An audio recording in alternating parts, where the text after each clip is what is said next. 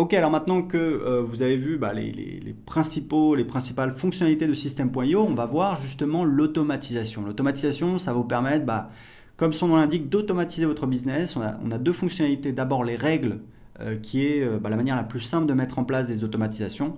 Et puis on a un nouvel outil qui s'appelle l'éditeur de workflow que je vous montrerai par la suite. Donc les règles, ici on peut filtrer les règles en fonction de certains critères, le déclencheur, l'action.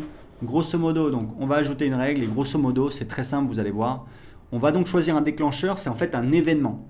Quel est l'événement qui va déclencher l'action? Donc par exemple, ça peut être si un tag a été ajouté, si un tag a été retiré, si un formulaire a été souscrit, ça veut dire si quelqu'un s'est abonné à un formulaire, si une campagne est terminée, si quelqu'un s'est enregistré pour un webinaire, si quelqu'un s'est inscrit au cours, si quelqu'un s'est inscrit au pack de formation ou alors s'il y a eu une nouvelle vente. Donc, ce qu'on fait très souvent, c'est tout simplement inscription à un formulaire. Donc, on va dire que la personne s'est inscrite à notre formulaire de blog.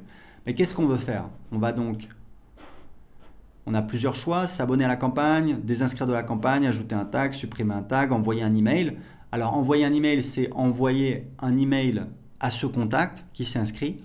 Mais on peut également envoyer un email à une autre personne, à une adresse spécifique. Par exemple, sur une page de paiement, vous faites une vente, vous voulez envoyer un email automatiquement à votre commercial, à un membre de votre équipe, pour tout de suite contacter le client pour passer à l'étape suivante, commencer à fournir le service à votre client.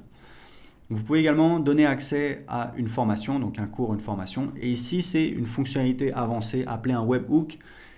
Je ne vais pas rentrer dans les détails techniques, mais grosso modo, un webhook, c'est en fait une page spéciale dans un autre logiciel qu'on va appeler, qui va nous permettre de communiquer avec ce logiciel, de donner un ordre, d'envoyer une commande à ce logiciel. Typiquement, je sais qu'il y a un logiciel qui s'appelle Fantastic Book, que certains de nos clients utilisent, qui permet de faire de l'impression à la demande, par exemple des gens qui ont écrit un livre. Eh bien, ces gens-là peuvent créer une page de vente, une page de paiement avec System.io. Sur la page de paiement, ils vont définir une automatisation. Quand il y a une vente de réaliser, appeler un webhook avec une adresse de Fantastic Book et boum, ça va déclencher l'impression et l'envoi du livre au client. D'accord? Vous voyez un petit peu l'idée, même si je ne vous ai pas montré en pratique. Donc là, on va rester simple. Typiquement, ce que vous allez faire, vous allez ajouter un tag. Donc on va choisir un tag. Donc ici, vous pouvez toujours choisir un tag. Donc on va mettre contact et on peut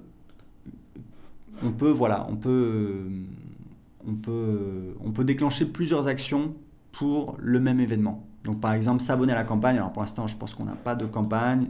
Voilà, 7 conseils pour.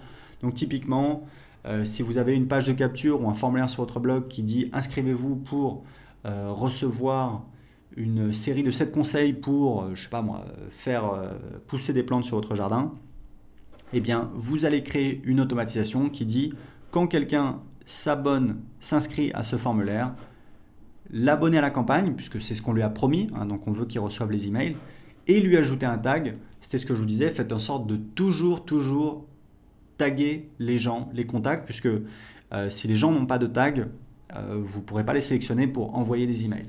Mais vous avez un outil dans Contact qui vous permet de sélectionner uniquement, donc je vais enregistrer la règle, voilà un petit conseil. Vous avez ici dans Contact un outil qui vous permet de sélectionner, donc je pense que c'est tag, voilà. Vous pouvez choisir les gens qui ont tel ou tel tag, mais surtout vous pouvez choisir le contact n'a aucun tag. Donc là, vous allez avoir tous les contacts qui apparaissent qui n'ont aucun tag, et ensuite vous pouvez tous les sélectionner ici. Donc là, j'ai pas de contact, donc je peux pas vous le montrer, mais grosso modo, vous pouvez sélectionner individuellement, ou alors vous cliquez ici, ça sélectionne toute la liste, et ici, vous avez la possibilité d'effectuer des actions de groupe, par exemple, les supprimer, leur ajouter un tag, les exporter, etc., etc., etc. D'accord?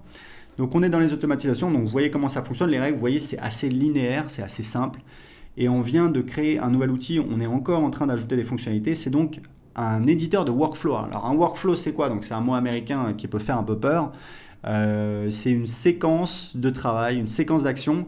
L'idée, c'est que les règles d'automatisation, c'est très simple, c'est très linéaire, c'est facile à utiliser, c'est top. mais on peut vouloir faire des choses plus compliquées. Donc on va dire par exemple, alors voilà, on va mettre voilà, workflow. Et encore une fois, on est encore en train d'ajouter des fonctionnalités sur les workflows. Donc l'idée c'est quoi? C'est que vous avez un déclencheur. Par exemple, quand quelqu'un voilà, quand quelqu'un s'inscrit à ce formulaire qu'on a vu, formulaire de blog, hop, on va dire créer. Là, ce qu'on va faire, c'est qu'on va ajouter des actions. Donc, action, donc ça peut être comme on avait vu d'ajouter un tag, ça peut être la première chose. Donc, on va mettre quoi? Contact, enfin c'est pareil. Voilà, et ensuite on va pouvoir ajouter d'autres actions. Donc vous voyez que c'est plus complet, ça vous permet de faire des séquences. Et en fait, je vous disais, on est encore en train d'améliorer cette fonctionnalité. Grosso modo, ici on va pouvoir ajouter des délais, donc par exemple attendre 2 jours. Ensuite, en fonction d'une décision, donc typiquement ce que vous allez faire, c'est par exemple, imaginons que juste après, donc dans votre tunnel de vente, juste après l'inscription sur le formulaire, vous envoyez les gens sur une page de vente. D'accord? Donc je vous avais dit, c'est quelque chose qui fonctionne très bien, que vous devriez faire. Si vous avez une offre qui convertit, vous voulez qu'un maximum de personnes la voient, le meilleur endroit pour la mettre, c'est juste après l'inscription à votre liste email, inscription sur une page de capture ou inscription sur un formulaire, puisque forcément vous allez avoir des gens qui voient votre page de vente tous les jours. Donc typiquement ce que vous pouvez faire, c'est en fait inscrire tous les gens qui s'inscrivent, donc voilà, on va le faire ensemble, ajouter à une campagne. Et cette campagne, voilà, donc imaginons que sur la page de remerciement dans le tunnel de vente, les gens voient la page de vente, ils achètent ou non. Vous les abonnez à la campagne 7 conseils pour blablabla, où vous envoyez des emails pendant, je sais pas moi, une semaine. Et ce que vous faites, c'est que dans la campagne email, vous essayez encore de vendre votre produit qui était sur la page de vente. Et ce que vous faites, c'est que ici, vous faites en fait décision. Donc, si les gens achètent le produit, vous leur mettez un tag.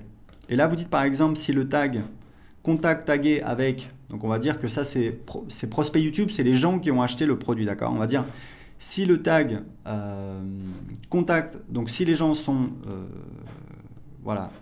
sont tagués avec le tag du produit,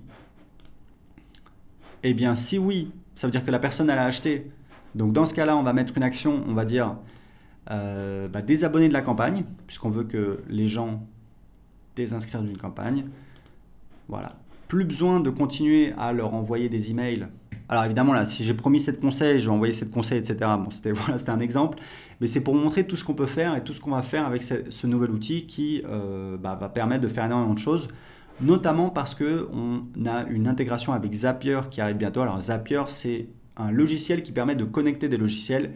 Il y a des milliers de logiciels disponibles et donc ça vous permet potentiellement de faire à peu près tout ce que vous voulez. Donc vous voyez, c'était juste pour vous montrer un aperçu.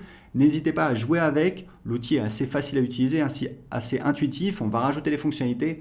Encore une fois, si vous avez des doutes, allez sur les pages d'aide ou demandez sur le groupe Facebook. Vous avez toute une communauté qui est là pour répondre à vos questions. Donc c'est fini pour l'automatisation avec System.io.